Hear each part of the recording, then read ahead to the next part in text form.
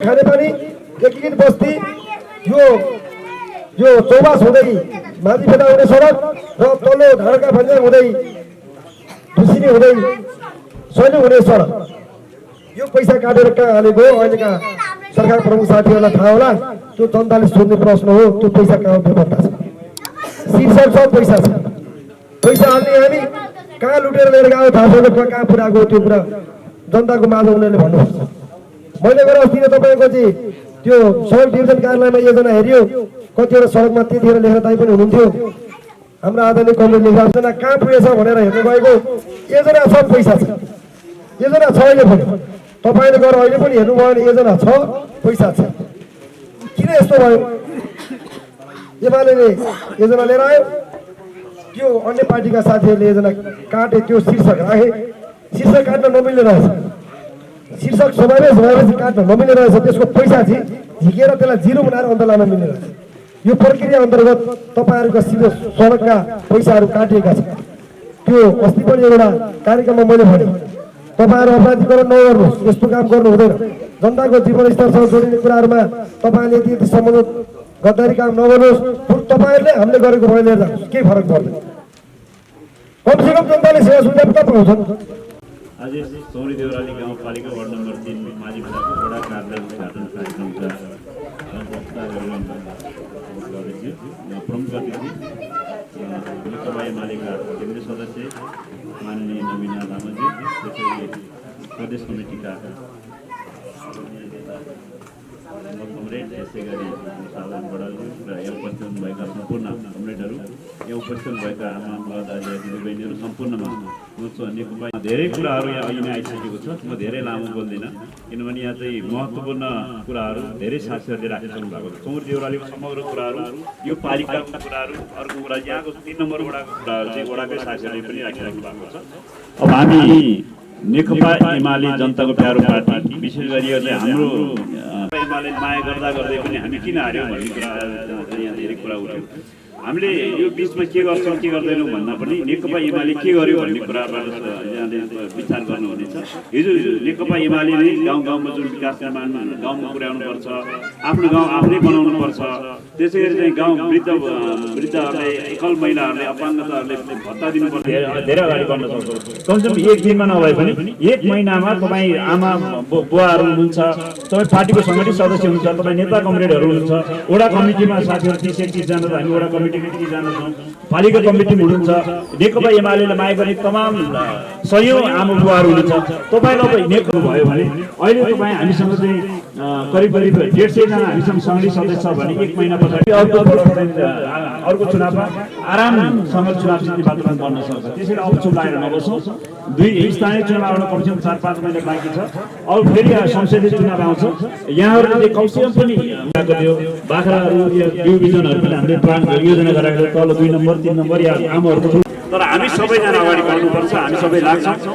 विशेष गरी नेकपा एमालेले कसरी अगाडि बढाउने, नेकपा एमालेलाई साङ्गठनिक हिसाबले, राजनीतिक हिसाबले, वैचारिक हिसाबले कसरी अगाडि बढाउनुपर्छ र अरूभन्दा कसरी श्रेष्ठता हासिल गर्नुपर्छ भन्ने सन्दर्भमा हामी काम गर्नुपर्नेछ। कमरेड यहाँ प्रेम गौतम यहाँ अस्ति भर्खर यहाँ माझीपेटामा एउटा घटना घट्यो, यसमा धेरै राजनीतिक रङ ल्याउनु पर्दैछ। एउटा मान्छेको जीवनसँग राजनीति जोड्नु हुँदैन, जुनसुकै भए पनि। र हाम्रो यहाँ नवीना कमरेड यहाँ हुनुहुन्छ, महिलाहरूले नै बढी संवेदनशील हुनुपर्ने कुरा छ। यसमा विभिन्न कारणले भन्दा आत्महत्या नै गरेको भए पनि आत्महत्या गर्ने जुन वातावरण तयार गर्यो, जुन दुरुत्साहन गर्यो, त्यो विषयमा हामी बोल्नुपर्ने अवस्था छ। यो अहिले पनि हामी सबैले यहाँ डेलिगेसन जाने कुराले पनि यो विषयमा घटनाको विषयमा अहिले प्रेमसँगले कुरा गर्नु भएको छ। हामी एक दिन कसरी चाहिँ यसलाई रणनीतिक हिसाबले अगाडि बढ्ने भन्ने कुरामा हामीले छलफल गर्नु नै छ। अब मैले यिनै कुरा राखेँ, धेरै लामो कुराहरू राख्नुभन्दा पनि यो ठाउँलाई कसरी राम्रो बनाउने, यहाँ हरेक समस्याहरू यहाँको छ, यहाँ हरेक समस्याहरू छ। जनताको पीर वर्गले हामीले पार्टीले जोड्नुसँग जोड्नुपर्छ। पार्टीको लागि भन्दाखेरि यहाँ चाहिँ गाउँको विकासको लागि, समृद्धिको लागि, हरेक मानिसहरूको एक एक समस्यालाई समाधान गर्नको लागि पार्टी हो। त्यो हिसाबले हामी पार्टी अगाडि बढ्नुपर्छ भन्ने कुराहरू एउटा पार्टीले मात्र सबै केही कुरा गर्न सक्दैन, यो जनताको प्रतिनिधित्व ग्राउन्ड छ। यहाँ सम्पूर्ण हाम्रो बुबा दाजुभाइ दिदीबहिनीहरू यहाँ हुनुहुन्छ, यहाँले पनि पार्टीले यो गर्नु पर्यो, यसरी अगाडि बढ्नु पर्यो भनेर भन्छ जानु होला। हामी सँगसँगै हुन्छौँ। यहाँ केही अप्ठ्यारो पर्यो भने यहाँ हामी पनि सँगै छौँ। भोलिको दिनमा के गर्नुपर्छ, सिँचाइ, बाटो घाटो, खानेपानी लगायत धेरै समस्याहरू छन्। यस विषयमा हामीले काम गर्नुपर्ने छ। हामी योजनाबद्ध ढङ्गले अब रणनीतिक हिसाबले 1 वर्षमा के गर्ने, 2 वर्षमा के गर्ने, 5 वर्षमा के गर्ने हार्दैन भन्ने ठाउँ हामी हार्यौँ। तर यो पटक चाहिँ हारेको पीडालाई महसुस गर्दै अघिल्लो पटक किन हार्यो। नेकपा एमाले केन्द्रीय कमिटी सदस्य माननीय कमरेड महिना लामा, बागमती प्रदेश कमिटी सदस्य कमरेड हेमक, चौरी देवराली गाउँ पार्टी कमिटीका अध्यक्ष आएको थिए। लगभग हामी 5-6 दिनको बसाइ रह्यो र हाम्रो कार्यक्रम सफल गरेर गएका थियौँ। र यिनै मध्येका एउटा अन्य मित्र कमरेड लेखराज गौतम आज हामी माझ रहनु भएन। उहाँलाई म हार्दिक श्रद्धासुमन व्यक्त गर्न चाहन्छु। मलाई जहाँसम्म लाग्छ उहाँको यस पालिकामा धेरै ठुलो योगदान पनि छ। अब परिस्थितिले त्यस्तै बनायो र मलाई यस कार्यक्रममा दोस्रो पटक उपस्थित गराएर हाम्रो अध्यक्ष कमरेड कृष्ण चन्द्रलाई हामी यो किसानको अगुवा काम गर्ने संगठन किसान महासंघ, जो नेकपा एमालेको एउटा भातृ संगठन पनि हो, र त्यो किसान महासंघले किसानको अपेक्षा अनुसारको कामहरू गर्न अहिले सकिरहेको छैन, त्यो स्वीकार्नु पर्छ। र किसान महासंघको पहलमा र हाम्रो आदरणीय कमरेडहरूको सुझबुझमा हामीले केही कुराहरू संविधानमा राख्न सकेका छौँ, लेखाउन सकेका छौँ। जस्तो खान पाउने अधिकार, खाद्य सम्पदा र यो खाद्य अधिकारका कुराहरू छन्। अझै पनि किसानलाई परेको समस्या, किसानलाई परेको वर्गको विषयमा किसान ऐन भन्ने कुरा अझै पनि बनिरहेको छैन र हामी किसानहरू जहिले पनि पछि परेका छौँ, हेपिएका छौँ, चेपिएका छौँ। त्यही पनि हामीले गर्नुपर्ने एउटा धर्म निर्वाह गरिरहेका छौँ। हामी जिल्ला कमिटीमा रहँदा मिल्क होलिडे भन्छ, दुधको बन्दीकरणको विषयमा, रासायनिक मलको विषयमा र उन्नत मल बिउको विषयमा 2-3 पटक हामीले पाँचखालमा, बनेपामा, तुलखेलमा कार्यक्रमहरू गऱ्यौँ, विरोध कार्यक्रमहरू गऱ्यौँ। चक्काजाम समेत गर्नुपर्ने अवस्था रह्यो र ती कुराहरू हुँदै हामी राम्रो अवस्थामा किसान महासंघ चलेको थियो र अहिले आएर अघि नै साथीहरूले भन्नुभएको जस्तै त्यसमा पनि सौदा आइलागेको छ अहिले। र हाम्रो कहाँ छ भन्ने हो क्या, हामीले बुझ्ने भनेको त के हो भने धरतीमा नचाहिने उटपट्याङ कुरा गरेर हुन्न। हामीले त आमूल परिवर्तनका निम्ति भनेर साथ सहयोग गरे हौँ। तपाईँ हामी कम्युनिस्ट पार्टीमा लागेका हौँ, बुझ्नु होइन कि? हामी कहीँ कसैको चित्त दुखाउनका निम्ति, कसैको भाग खोज्नका निम्ति होइन, हामी कसैको चाहिँ भन्नुहोस् न नराम्रो काम गर्नका निम्ति कुनै राजनीतिक पार्टीमा कोही लागेको हुन्छ, लागेका थिएनौँ। तर भयो के भने बुझ्ने कुरा के, अहिले समीक्षा गर्ने कुरा, अहिले तपाईँको शेरबार देउवा पनि, प्रचण्ड पनि, केपी ओली पनि, अब राप्रपाको कुनै लिङ्कदेन होला, अरू कोही होला, यी सबै तुलना गर्न मिल्छ। अनि पार्टीका हिसाबले आफ्नै दाजुभाइलाई क्या मैले पार्टीका हिसाबले पनि व्याख्या गरेँ।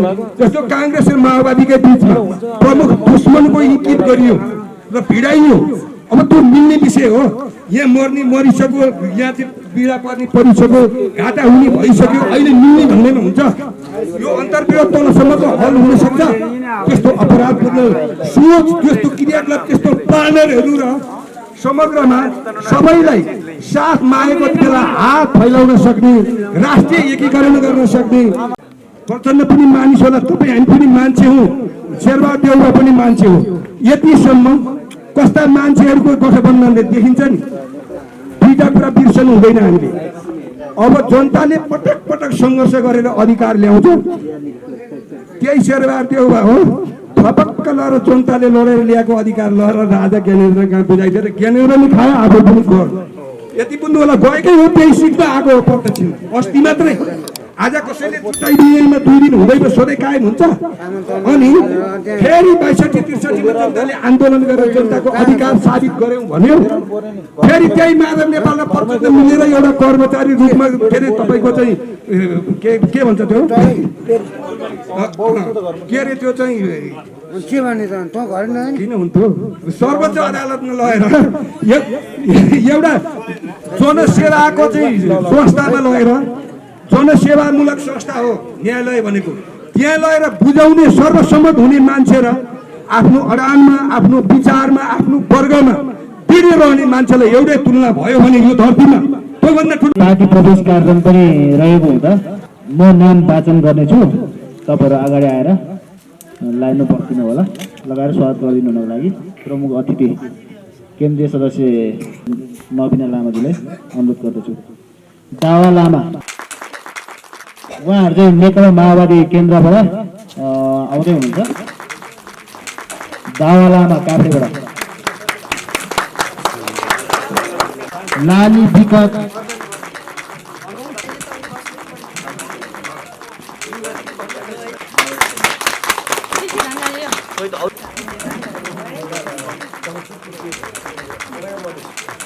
मन्तव्य राखिदिनु हुनको लागि हार्दिक अनुरोध गर्दछु।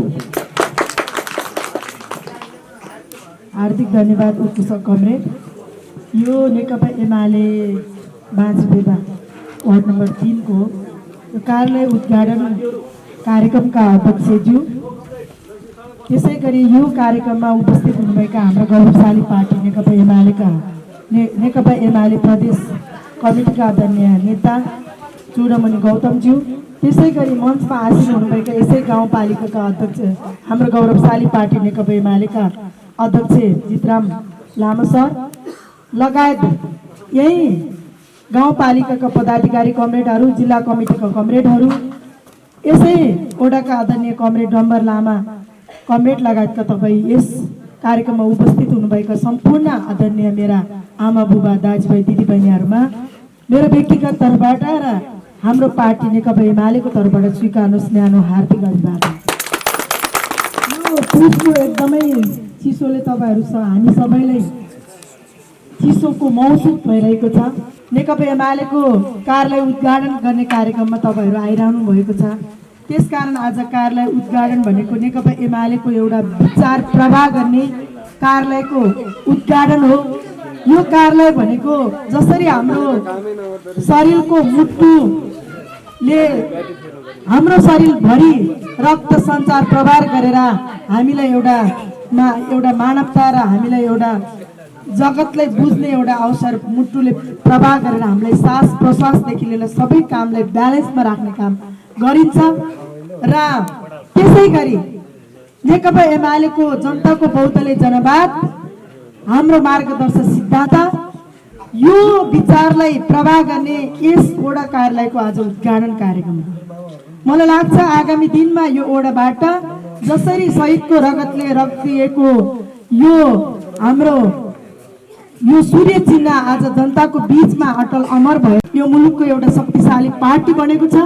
त्यसै गरी यो कार्यालय उद्घाटन सँगसँगै आगामी आउने निर्वाचनमा हाम्रो पार्टीले यो विजयको झण्डा फरफराउनेछ। यो कार्यालय भरि यो चौरी देउरालीको एउटा जनताहरूको आशा र भरोसालाई एउटा चाहिँ उद्घोष गर्ने विचारको थलो बन्नेछ भन्ने कुरा हामीले विश्वास लिएको छौँ। त्यसकारण कार्यालय एउटा सामान्य नेकपा एमालेको झण्डा र ब्यानर राख्ने कार्यालय हुने छैन। हामी साँच्चै भन्यो भने कमरेड पुष्पलाल, कमरेड मदन भण्डारी हुँदै आज कमरेड केपी ओलीका हामी कार्यकर्ता नेकपा एमालेको विचार आश्चर्य बोकेको कार्यकर्ता हो। त्यसकारण हिजोको दिनमा नेकपा एमाले हार्यो होला, जित्यो होला संख्यात्मक हिसाबले, गणितीय हिसाबले, तर नेकपा एमालेको विचार कहिले मरेको छैन, कहिले मर्न दिएको छैन। तर कैयौं प्रचण्ड हजुरहरूको विचार मरेर कैयौँ प्रचण्ड र कैयौँ शेरबहादुर देउवाहरूको विचार मरेको छ। आज नेपाली जनताको बीचमा हामीले भन्नै पर्छ। अहिले कमरेडहरूले भनिसक्नु भएको छ। जसरी जनताको बहुदलीय जनवाद